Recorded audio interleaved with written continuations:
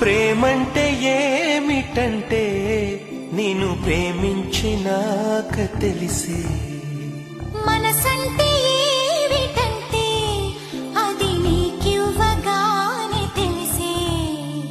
ప్రేమంటే ఏమిటంటే నేను ప్రేమించినాక తెలిసే.